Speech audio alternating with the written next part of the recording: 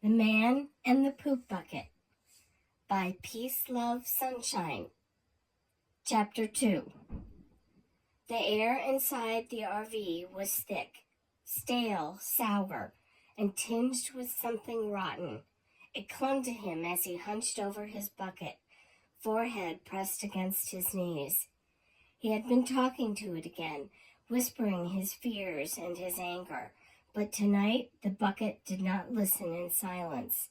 Tonight, the past came knocking. The messages started first with names he thought he'd buried long ago. They flickered across his screen. It was the people he had used, deceived, drained of trust and money, the ones who had warned LA's protesters before he arrived. We told them. They didn't listen. You're running out of places to hide. He sneered, tossing the phone onto the stained mattress beside him. They always come back, the fools. They wanted some kind of justice, some closure. But his world doesn't work like that. The grift never stopped. The game only changed.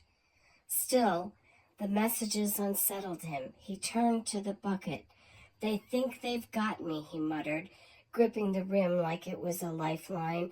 They don't know how this works. They're stuck in the past. I'm the one that moves forward. I rebuilt. I rebrand. The bucket, ever loyal, did not argue. But outside, beyond the warped walls of his RV, the past wasn't just whispering anymore. It was shouting. The protesters at Big Blue were starting to murmur, some of them. The ones who had once trusted him were starting to doubt.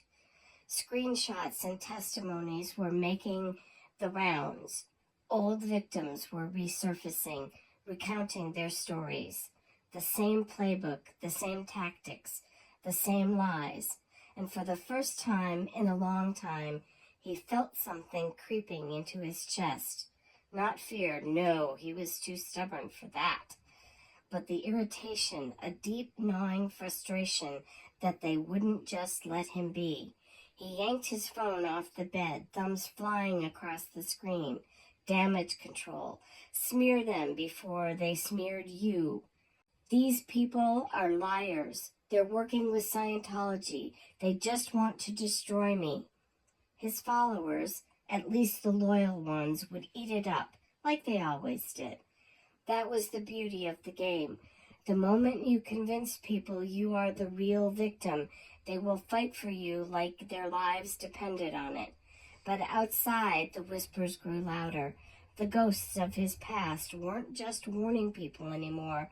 They were waiting, watching, and ready for him to fail. For the first time, the bucket had nothing to say.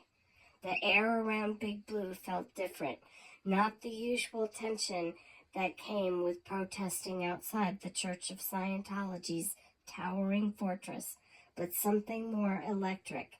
The two groups, his past victims and the protesters he had infiltrated, were beginning to talk. That was the one thing he couldn't afford. Inside his RV, he paced in frantic circles, his bare feet slapping against the floor. His bucket sat in its usual place, watching, waiting. He had always been able to talk his way out of anything. He had always been able to twist the narrative, pit people against each other, keep them distracted long enough for him to slither away. But this was different. At first, the old victims had just been warning the newer ones, dropping hints, sharing their stories. Most of his current followers brushed it off, eager to believe in the myth of him. But the stories kept coming. Names started connecting. The pattern became impossible to ignore. Then, the worst thing happened. They started comparing notes.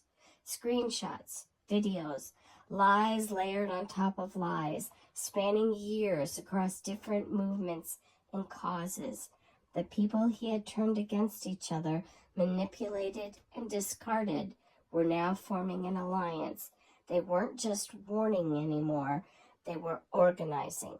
He grabbed his phone, scrolling through messages, searching for an angle, a way out. The usual smear campaign wasn't working. Too many people were seeing through it now. His legal troubles weren't generating sympathy the way they used to. His desperate attempts to cast himself as the victim were losing traction. The grift was unraveling. He turned to the bucket, kneeling in front of it like a disciple before an altar. His fingers gripped the rim, knuckles white. "They're trying to take me down, Bucket," he hissed. "All of them. They don't get it. They don't understand how much I've done, how much I've sacrificed." The bucket, as always, listened. Outside, the two groups were meeting in real time. People who once despised each other because of his lies now saw the truth. Their anger wasn't at each other anymore. It was at him.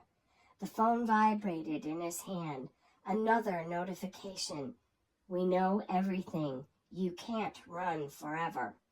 He squeezed his eyes shut, gripping the bucket tighter. He had gotten away before. He had always found a way. But this time felt different. This time, the people he had hurt weren't just warning others. This time, they were coming for him.